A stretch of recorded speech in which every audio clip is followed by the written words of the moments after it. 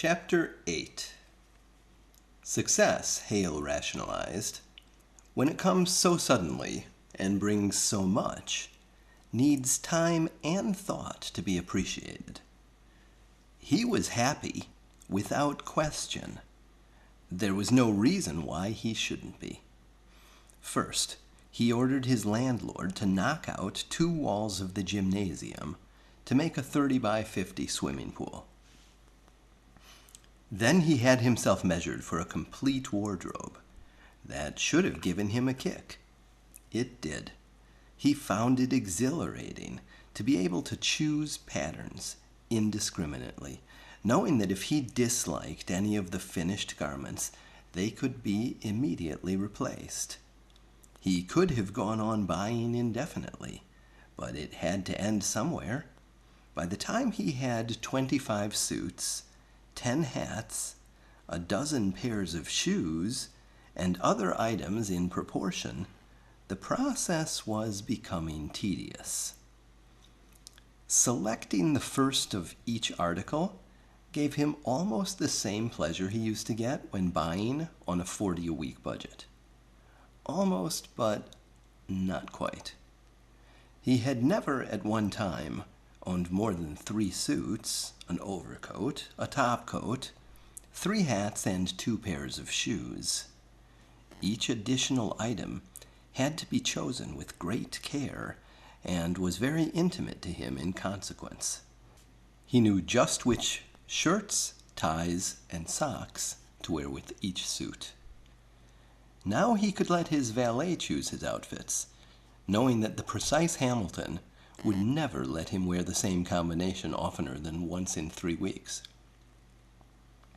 It was inevitable, and Hale vaguely regretted it, that dressing should no longer be the daily adventure it had been. But Hale was able to rationalize that.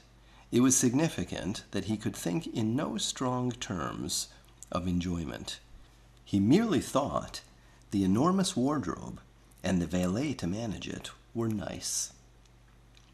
The apartment house allowed him basement garage space for 4 more cars. He bought them.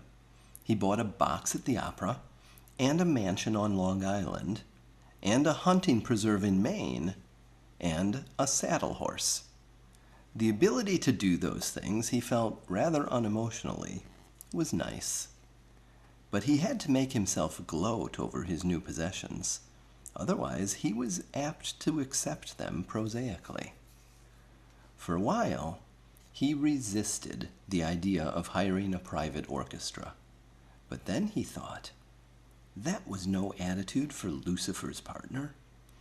Knowing he would probably tire of the novelty fairly soon, and hampered by a vestigial sense of economy, he hired a conductor and let him assemble an orchestra on a day-to-day basis.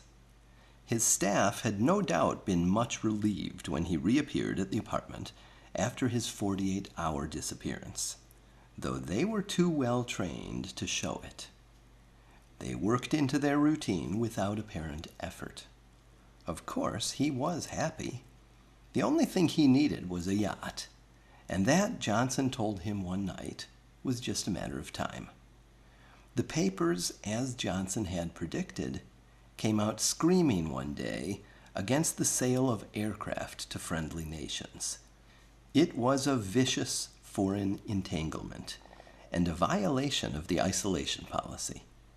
Aircraft stocks dropped drastically.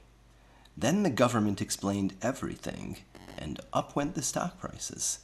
But Titus Farnsworth and Quinn refused to sell.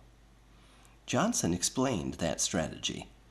They had listened to the orchestra playing a program of Hale's selection, Sibelius's Violin Concerto, Beethoven's Seventh, and de Falla's Nights in the Gardens of Spain, and they were sitting in a hitherto useless room that Hale had converted by having the walls painted black with mirrors set into them and strong white lights to shine on the smoke into a smoking room. "This manipulator we cleaned," said Johnson complacently, "paid over $1 million for his yacht, but he made the mistake of selling short. You know we cornered the market, don't you? That means the only place he can buy aircraft stocks is from us, and he has to pay any price we ask. Get the idea? Well, you want a yacht, and he wants aircraft stocks. So I offer him, say, 100,000 in cash for his boat. He refuses. I offer 150,000. He knows he can't get that at auction, so he sells. He still needs shares to cover his short sales. Therefore, Titus Farnsworth and Quinn offer him $150,000 worth of stocks, or at least whatever we choose to give him for that much money. Very little, I assure you. With the profit on your stocks, your yacht should cost you, at the most, $50,000.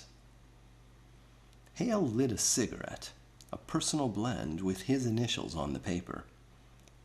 That's pretty cold-blooded. Yes, I suppose so.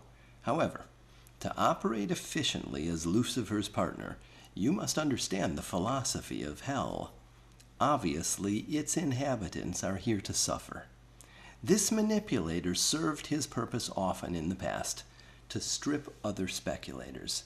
Now, his role is merely reversed. But you must remember, he said, tapping Hale's chest, except in unusual cases, I never concentrate on tormenting a single person. That would be inefficient. I explained my strategy in forcing this manipulator into bankruptcy. My policy of isolation needed emphasis. The manipulator had to be stripped eventually, and you needed a fortune. If you have been reading the newspapers, you must have seen the consequences of this simple transaction. The chronic state of crisis, never quite reaching war, which I have labored incessantly to create, is kept simmering. The world was growing apathetic, but now there is a very gratifying turmoil. Millions of people have been made afraid and unhappy. Others have had their hopes raised. At the proper moment, those hopes will be dashed, and they too will be unhappy. Thus, this small financial operation lays the groundwork of a plan to make an unbelievable number of people suffer, which is our purpose. The philosophy of hell, my boy, and don't forget this, is that all its inhabitants are here for the purpose of suffering. They deserve to be here, or they'd be elsewhere. Our function is to cause suffering as all-inclusively and with as low a cost per unit as possible. That, William, is our business. A tremendous responsibility, I grant you, but we must never let its scope dismay us. We must have our shoulders to the wheel every minute and never lose sight of our goal, no matter what the setbacks and disappointments. When we realize a huge, intricate plan, we must not let ourselves grow smug. That success must be the incentive for us to push onward, ever onward and upward. Hale stared at him in amazement. He soon lost his astonishment, though, and furtively took to avoiding Johnson whenever he could. Sentiment had nothing to do with this. He loved his sense of power too much. He had accepted the philosophy of hell and wasted no sympathy on the souls he would be called upon to torment. In his social moments, Alexander P. Johnson, despite his professional good humor, was fairly likable. But Hale couldn't stomach his habit of bursting into pompous orations at the slightest excuse or none at all. Hale was happy, undoubtedly. He thoroughly enjoyed having everybody cater to his whims. The feudal lord that lurks in all of us, no matter how highly our social consciences are developed, bloomed to vast proportions in his highly egocentric nature. The ability to buy anything the moment he wanted it would unbalance any man. Hale was no exception.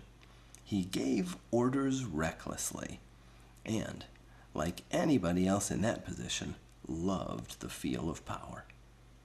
Naturally, there were certain duties, and it wasn't always possible to avoid Johnson.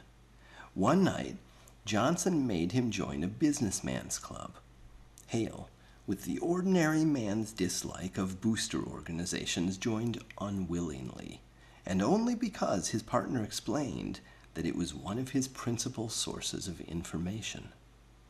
Johnson's actions were suspicious. He got an incredible amount of fun out of putting Hale through a ridiculous initiation, which included filling his unfortunate partner's hair with flour paste. By the time Hale had gotten the goo washed out and had returned to his seat, Johnson was getting even more pleasure out of an impassioned, windy 2-hour speech. His short, gross figure strutted about the rostrum, gesturing elaborately.